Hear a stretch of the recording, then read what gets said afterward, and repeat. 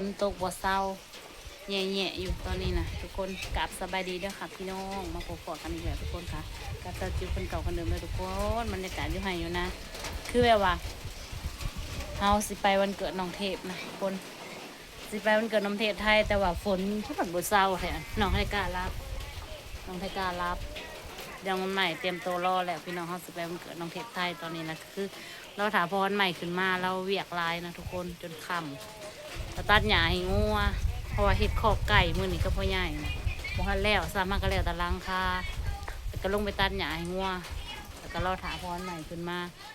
อยู่น้ำหนองไทกาเพราะว่าน้องไทการับนะทุกคนแล้วก็ห้าสิบกิโลจักรแข่งพ้นขาเมื่อกับน้องวันใหม่นะเพราะว่าน้องเทพไทยโทรมาแล้วยังบ่ทันเป่าดอกเค้กนะเพราะว่าข้ามก่อนเพิ่นว่านะแต่ปานนี้เราก็บ่อยากเฮ็ดข้ามเพราะว่าย่านฝนนะย่านฟ้าย่านฝนนะพี่น้องเพราะว่าฝนมันตกตลอดเลยนะตกโบเว้นโบว่าเลยตกตลอดเวลาเลยทุกคนฝนนะเดี๋ยวจังเลยเขาจิ้วเขาไปเด้อทุกคนว่าไปเบิ่งน้ำกันเนาะบรรยากาศมันเป็นอะไรเด็กหน่อยไล่บอกน้องทุกคนเนาะน้องวันใหม่ก็เตรียมตัวรอถ่ายเลยเดี๋ยวรอถ่ายพอเพิ่นขึ้นมาแล้วเฮาก็สิไปขี่รถจักรแข่งฝนไปกับน้องวันใหม่นะทุกคนค่ะป้าแขกคือหลายแท้แขกคือร้ายมันเกิดเสียเทพไทยบ่ธรรมดาเนาะมันเกิดเสียเทพเนาะเค้กจักก้อน2 ก้อนผู้คุมนี่เด็กน้อยเยอะแยะเนาะคุมบ้านผัดบะหมี่เด็กน้อยคุมบ้านผัดบะหมี่เลย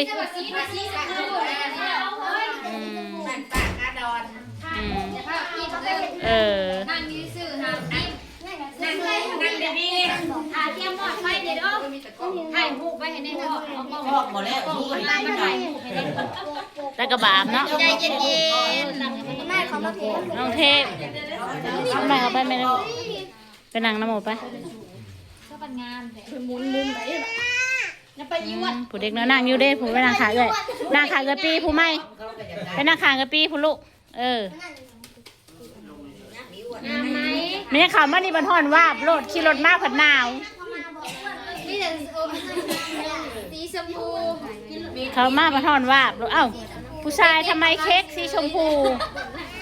มีแต่สีขาวกับสีชมพูเถาเอ้ยสีดำช็อกโกแลตกับโบมี4 ก้อนสีชมพูนี่แหละมันจังหวันเดียวแม่พ่อมาเอาเน่หมักตุ๊กตาตีมันหวานเลยโอ้ยไฟปิดไฟเบิ้งตัวโน่เบิ้งสาวให้กล้ารับให้กล้ามามันรับเนาะบางคนใหญ่เลยจ้ะบริกินเพราะว่าเขาถ่ายแต่คลิปวดเอาทั้งเบิร์ดเก่งแน่ไอ้ข้าวเขาเห็นไกลกว่าเจ้าอยู่นะฮักกับมามึงย่านี่คือกันปนี่ว่าขาดลุงขาวว่าสั้นนี่ลุงขาวมาแล้วพี่น้องเขามาในแม่ลูกซุปเปอร์นี่ว่าขาดลุงขาวพรว่าเขากับฮักกับมาฮอดคือกันนั่นแหละเนี่ยฝนก็ได้เนาะคุณยับเขาไปไหนคุณลูกละสิเบิ่งเขาว่าผูกเขาไปห้ามหมูผูกห้ามไว้ไปถ่ายหูน้ำหมูคุณลูกผูกไปไว้สิพากันมาอยู่นี่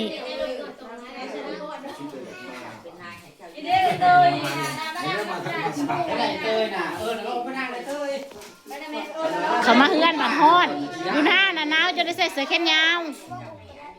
เขามาเฮือนมาฮ้อนว่าโลดคนเคยอยู่หน้าเนาะเขามาเฮือนแล้วใจอยากขาด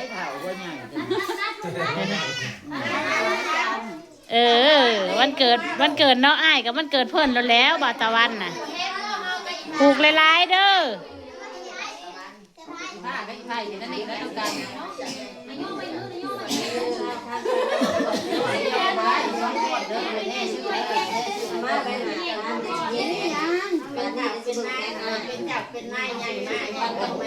ผูอันไปกินวันเกิดเลยอันมันยังบ่ผูให้มันบ่ได้ไอ้แล้วเจ้าอาเย็นมันจะกลัวแม่เดี๋ยววันใหม่เงินนำวันใหม่นะลูกผูกแขนให้อ้ายนะไม่วันใหม่เงินนำลูกนะผูกแขนให้อ้ายนะไม่เล่นแม่จะเอาให้ใหม่เราซื้อขนมนะ นั่งอันก็ได้ทุกคนอย่างเงี้ยก็ได้สิได้ถ่ายนะแม่ เบิดแล้วผายนะเอาให้มันใหม่เนี่ยห้ามให้มันใหม่ให้มันใหม่เส้นหนึ่งมันใหม่ผูกแขนให้อ้ายไม่ผูกแขนให้เท่เลยลูก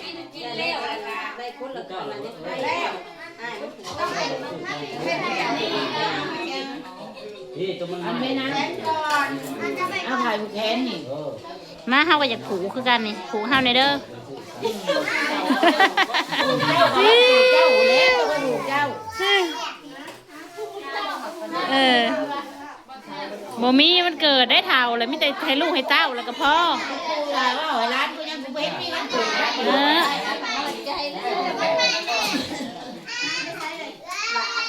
แม่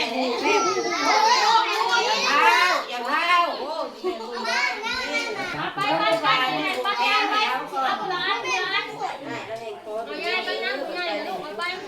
มันไม่ผูกนะแม่ลูกผูกนะแม่ผูกให้อ้ายนะแม่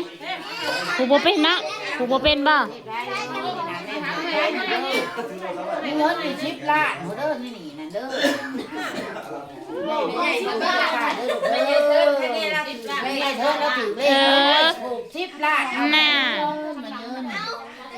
มาตะวันเลยอาตะวันยัดออกมาผิดลูกไม่ได้หูแค้นลูกอ่ะเอาเล่ข่าวเด้ออย่าไปท้องบ่ออกมาก่อนเอาเล็กยัดออกมาได้กูป้า อันเด้ ลูกมันมากินนะ แค้นก่อน ไอ้พวกโกกันมาอุ้ยอยู่เป็นยังมานั่งกินน้ำกันนี่อย่าว่าเฮ้ยอย่าว่านั่นได้กระเต้งหายได้เต้ง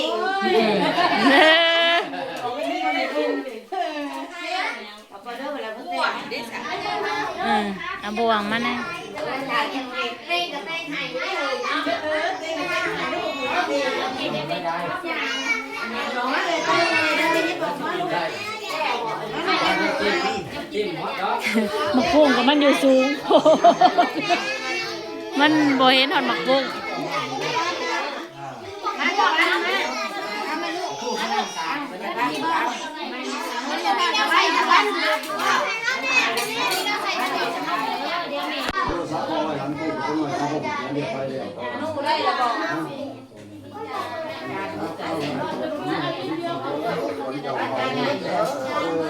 อ่าเผ็ด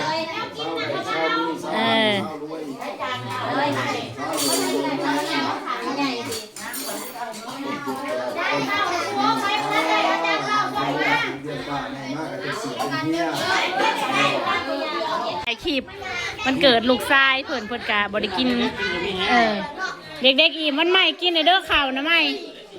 กินข่าวพัดนะลูกเมื่อบัดทิวได้ค่ะ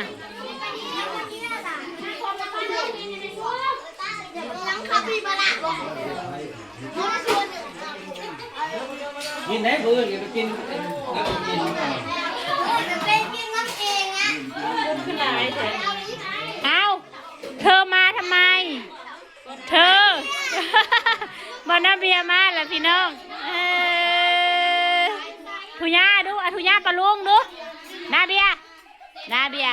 ทุย่าปลาลุงดูลูกทุย่าในใดบอกนาเบียมันเห็นหนางงปะนี้เบิ่งบอกนาเบียมันเห็นหนางงมันมาทำอะไรกันวะ มึงนาเบียมันวะคนคือหลายเถอะ เจอเป็นมาซ่าบอก ยืนน้ำอ้ายไว้ดี คนคือหลายเถอะงงมาวะ น่าเบียกินน้ำแดงก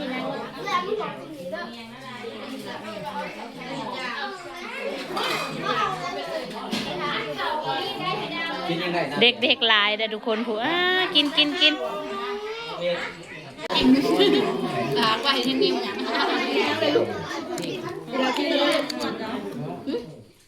เอาบ่สีชมพูบ่ว่าจะบ่เห็นบ่ชมพูแล้วบ่แตกว่าบ่กินน้ำจักใส่บ่อย่างเดียวเต้ยขึ้น มึงนาเบียมันงง ตัววันจะกินพันใหญ่ไหม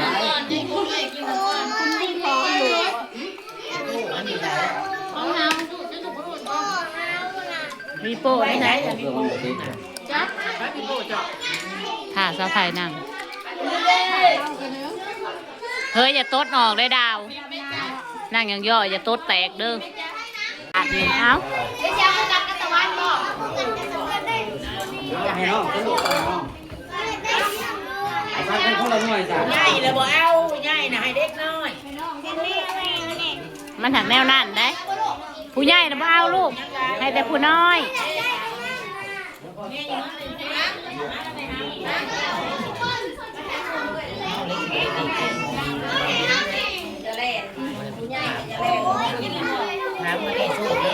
เอาไพ่ลูกตัดเอาไพ่ แม่เดียวเลย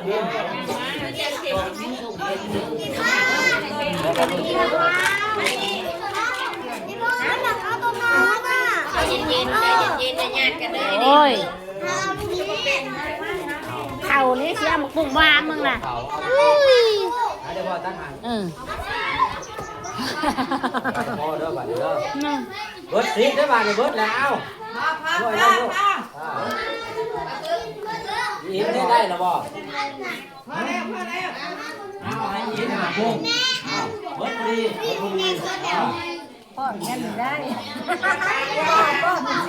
ยเนี่ยกันทุกคนแตกทุกครั้งทุกคนแตกทุกคน อันนั้นคิดแล้วที่จะมีการหายเกิดขึ้นแล้วสิ มะนาวกินยังมะนาวน่ะกินเผ็ด นั่งดีๆอย่าเหยียดเท้าแล้วสิเขาดีดีแล้วดูตามให้ดู กินน้ำมัน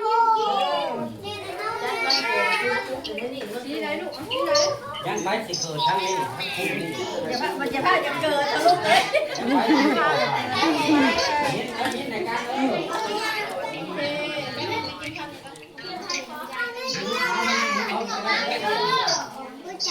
กินเล็กน้ำเบียร์มันบ่เห็น หายไปใช้บริสูยานเต็มเลยนี่นะแป้นเติดบาทนี่เหลือแต่นั่งมะนาวนั่งอยู่ผู้เดียวพี่น้องแล้วซุปนีมาเล็มบาทนี่ เฮ้ยคือเกี้ยงคักแต่เท่าบ่อิ่มมีมะนาวเขาอยากกินของมันแล้วฮะฮะบ่แม่นมันหน่อยมันแซ่บบ่เหลือจังแนว เบิดขากะลีเลือดจะก้างกระดูก เนี่ยแกงปลาบ้านปลากันยังเบิดตอน แล้วจิ้วกับสิเดเมื่อแหละทุกคนเพราะว่าป้าน้องไทก้าอยู่หน้าเด้อทุกคนแล้วจิ้วกับสิเดขอจบคลิปไว้ซ้ำนี้เด้อทุกคนเด้อฝากกดไลค์กดแชร์เลยเด้อพี่น้องคะมื้อนี้วันเกิดน้องเทพไทยนะจ๊ะทุกคนค่ะก็ให้ปังๆรวยๆขอให้น้องเทพไทยสุขภาพแข็งแรงเด้อสจิ้วก็ขอตัวกลับเมื่อหน้าก่อนทุกคนเลย